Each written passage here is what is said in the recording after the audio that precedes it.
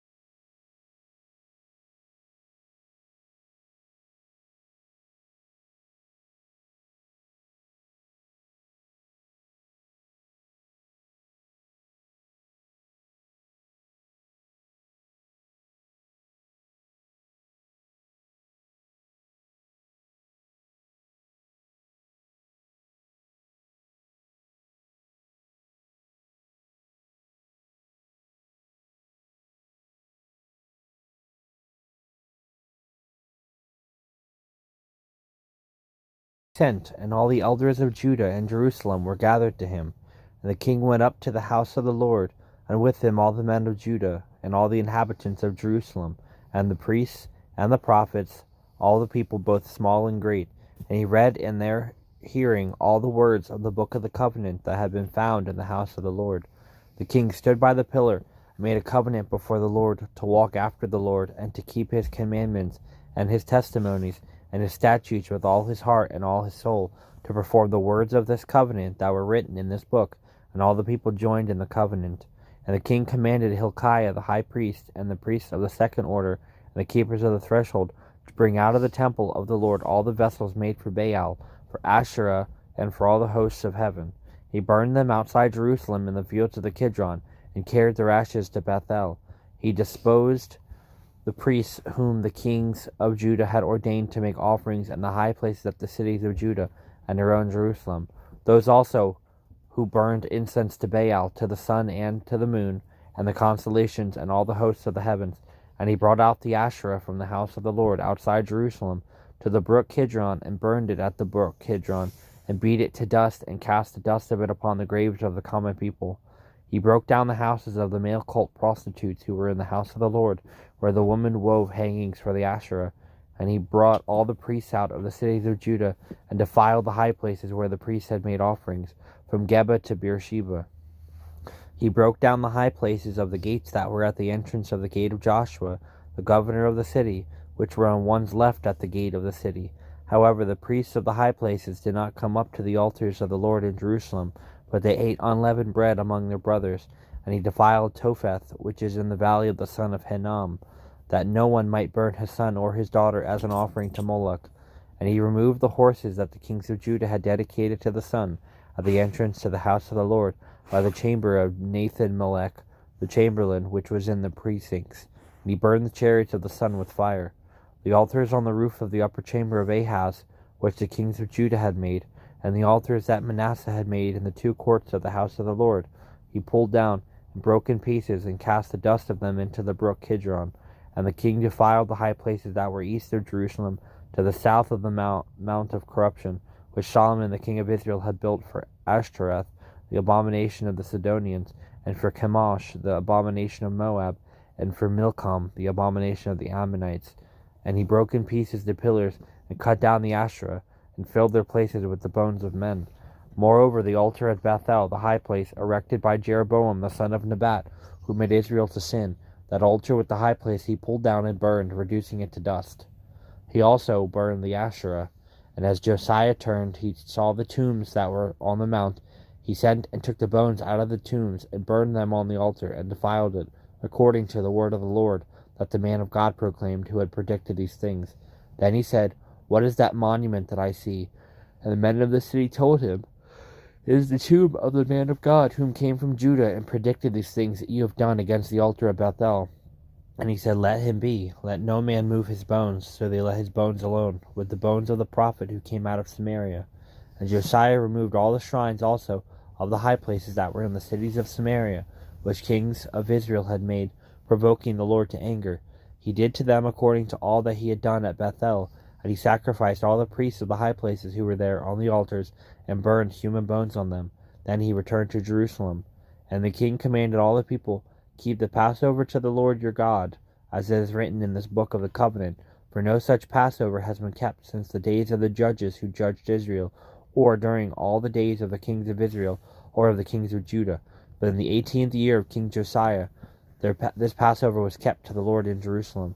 Moreover, Josiah put away the mediums and the necromancers, the household gods and the idols, and all the abominations that were seen in the land of Judah and in Jerusalem, that he might establish the words of the law that were written in the book that Hilkiah the priest found in the house of the Lord.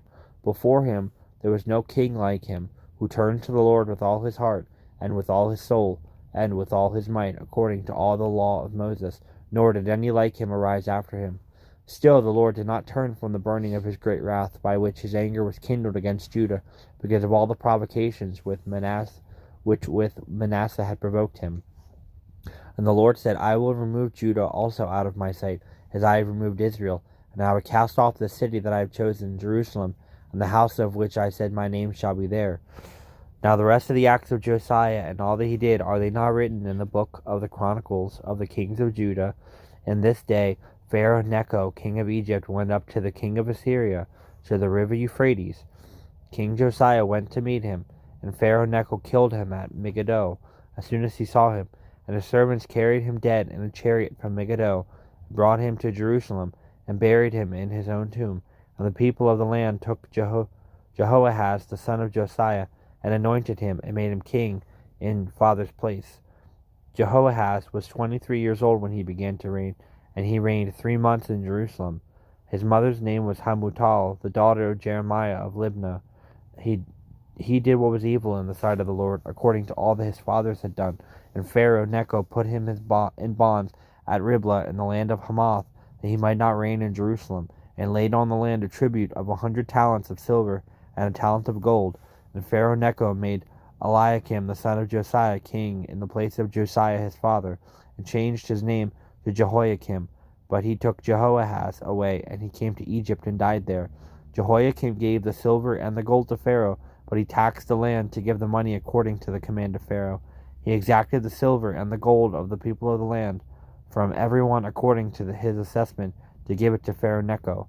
Jehoiakim was 25 years old when he began to reign, and he reigned 11 years in Jerusalem. His mother's name was Zebedah, the daughter of Pedaiah of Rumah, and he did what was evil in the sight of the Lord, according to all that his fathers had done. In his days Nebuchadnezzar king of Babylon came up, and Jehoiakim became his servant for 3 years. Then he turned and rebelled against him, And the Lord sent against him bands of the Chaldeans, and bands of the Syrians, and bands of the Moabites, and bands of the Ammonites, and sent them against Judah to destroy it, according to the word of the Lord that he spoke by his servants the prophets. Surely this came upon Judah at the command of the Lord, to remove them out of his sight, for the sins of Manasseh, according to all that he had done, and also for the innocent blood that he had shed. For he filled Jerusalem with innocent blood, and the Lord would not pardon. Now the rest of the deeds of Jehoiakim, and all that he did, are they not written in the book of the Chronicles of the kings of Judah? So Jehoiakim slept with his fathers, and Jehoiachin his son reigned in his place. And the king of Egypt did not come again out of his land, for the king of Babylon had taken all that belonged to the king of Egypt, from the brook of Egypt to the river Euphrates. Jehoiachin was 18 years old when he became king. He reigned 3 months in Jerusalem. His mother's name was Nehushta, the daughter of Elnathan of Jerusalem, and he did what was evil in the sight of the Lord, according to all that his father had done. At that time the servant of Nebuchadnezzar, king of Babylon, came up to Jerusalem, and the city was besieged. Nebuchadnezzar, king of Babylon, came to the city while his servants were besieging it, and Jehoiachin, the king of Judah, gave himself up to the king of Babylon, himself and his mother, and his servants, and his officials, and his palace officials.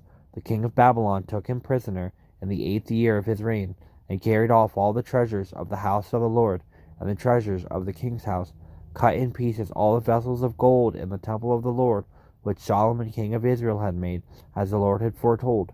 He carried away all Jerusalem, and all the officials, and all the mighty men of valor, 10,000 captives. All the craftsmen and the smiths, none remained, except the poorest people of the land. He carried away Jehoiachin to Babylon, the king's mother, the king's wives, his officials, the chief men of the land did he take into captivity from Jerusalem to Babylon.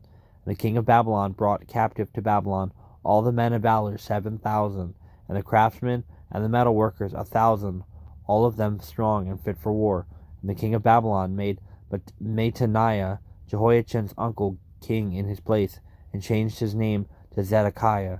Zedekiah was 21 years old when he became king, and he reigned 11 years in Jerusalem.